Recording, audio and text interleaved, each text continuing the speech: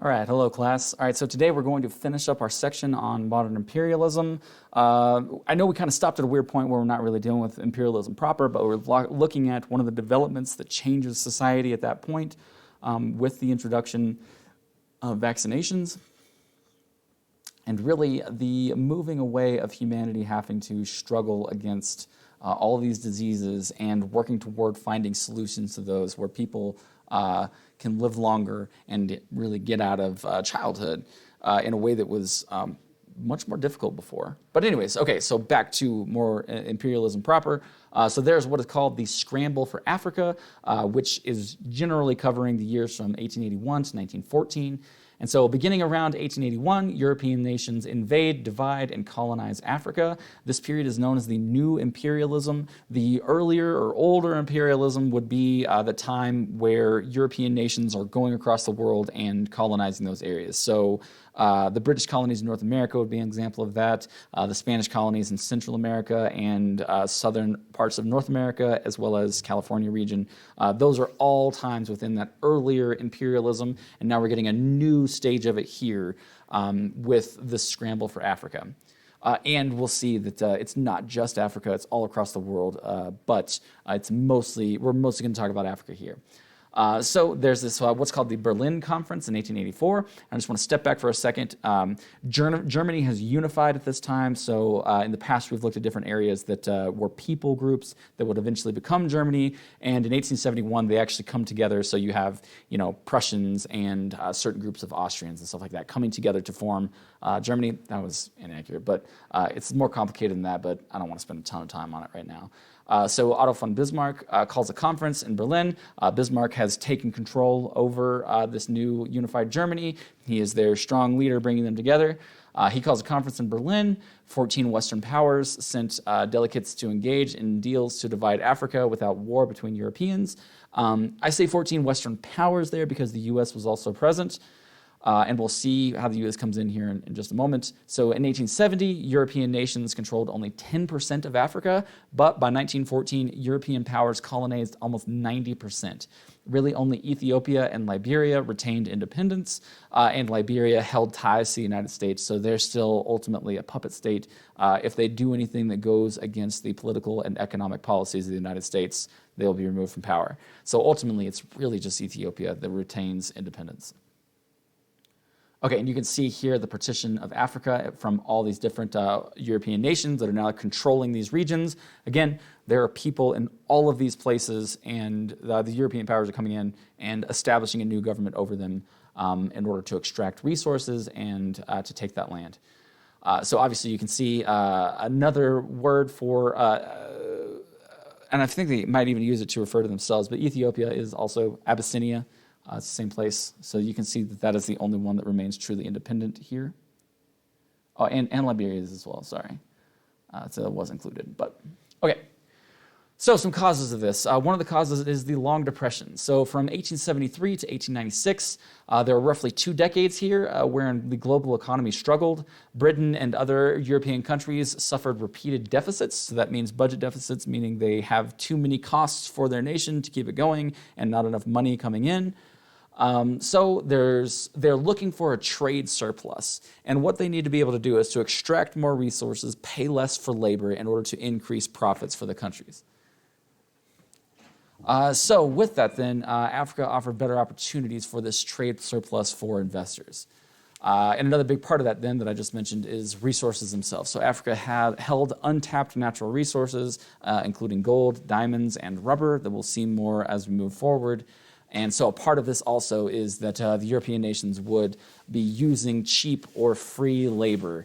And this comes out partially because there are anti-slavery movements across Europe, which is what ended the African slave trade. And also there's in slavery in England and then later after a war in the United States as well. But colonial powers could gain cheap or free labor through colonization in this way. So they're against the idea of slavery, but this is a way to basically get that without having to have actual slaves. So you put these colonial governments in place and they can force the people to work without making them long-term chattel slaves, which we'll talk more about next year as well. Okay, So by 1885, the Congo Basin remained relatively unexploited. We're going to talk about the Belgian Congo here. Sorry, I didn't realize we're moving to a new section. So the Belgian Congo is a particularly interesting place to look at and really ethically problematic. We're going to look specifically at the period from 1908 to 1960, which is when Belgium controlled the Congo.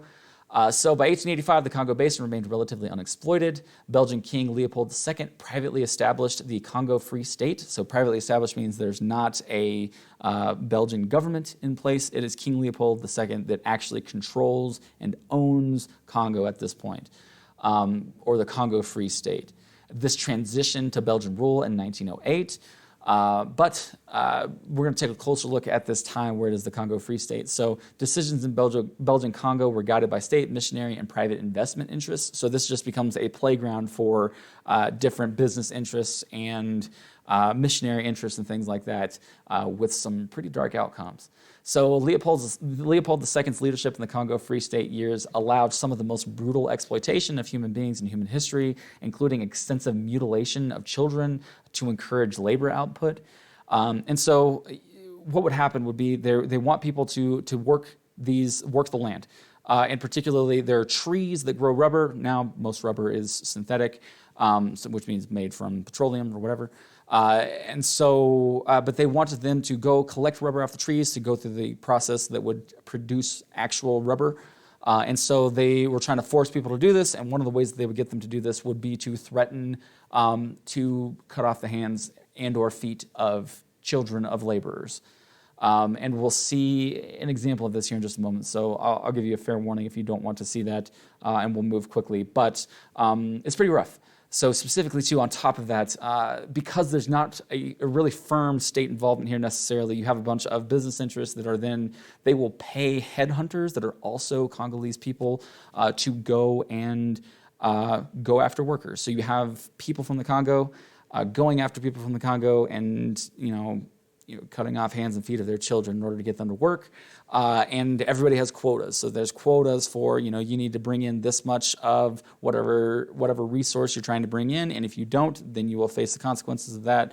But also the headhunters themselves are facing quotas. So they will also end up attacking and taking the hands and or feet of random children because they have quotas to meet as well, or they're going to face a similar outcome.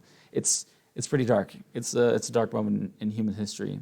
So again, if you need to look away, go ahead. I will let you know verbally when I start this and when I finish it. So I'm clicking onto this image now. You can see King Leopold II on the top left. You can see some of the workers in the middle. And you can see children on the top right who have had appendages removed. And you can see on the bottom middle, this is a man who is a laborer who has had the hands and or feet of his children presented to him. Pretty rough.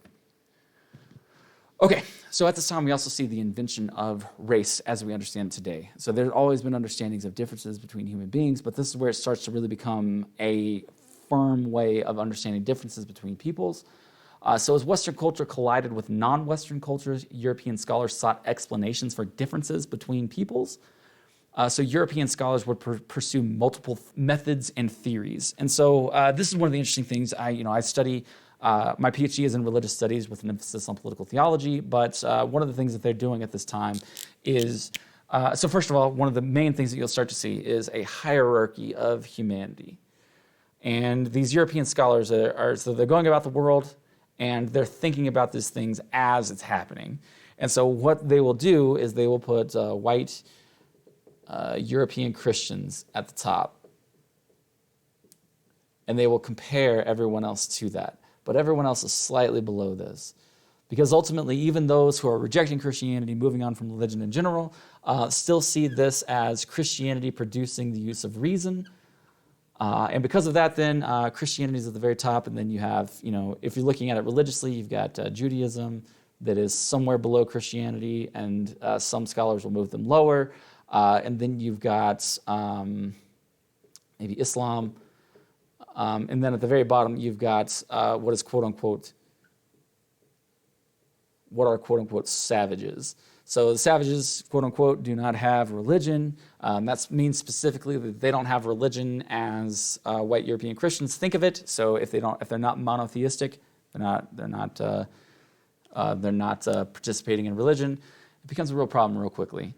As Friedrich Max Müller, the founder of religious studies, he utilized philology, the study of language, while relying on ethnography, which are first-hand studies of peoples and cultures from missionaries and political representatives in Africa, Asia, and Australia in order to come to his conclusions. So he's looking for philology is the study of all these different languages and trying to find root similarities. And in fact, that is actually going to give us the concept of Aryanism, the Aryans, A-R-Y-A-N, not Arius from the Roman period, but this is the concept that will be used to do terrible things in the 20th century. But all of that stems from this time and a clear understanding that, hey, society is producing something that is really good at this point. It is the cause of this productive good moment is white European Christianity, and therefore they're at the top, and everyone else is a little bit less human. Again, as we move forward and going into next year, this type of thinking is a real problem. And this type of thinking is going to cause a lot of dark moments in history and for Western civilization. So language and religion provided the basis for asserting natural differences between humans or race. So race becomes a way of talking about natural differences between human beings. It's going to cause problems. So finally, we're going to look at a couple ways that this is done. You can see on the left, that is a taxonomy of different languages, so getting to that philological understanding. And on the right, this is the now very much defunct use of phrenology, which is one way of looking at different people's head shapes in order to basically define how human they are. But again, this is junk science. That is meant to reestablish and reaffirm these categories that are not just theoretical, but they're being put into practice. So if you are viewing someone as a savage and therefore they are not partaking in reason, then it is easy for you to say that they are not human and therefore they don't have rights. So they don't have the right to life or anything like that. So these things can happen at the same time because ultimately these people are not human beings. So slavery is okay, just extermination is okay, just blatant murder of men, women, and children is okay because they're not seen as human beings. This is tough, it's awful, and we're going to continue to look at it now and moving into next year as well. But for now, we're going to stop. So I hope this doesn't weigh you down too much. I hope you keep thinking about it. As always, if you have questions, thoughts, comments, concerns, send them my way. But other than that, have a great day.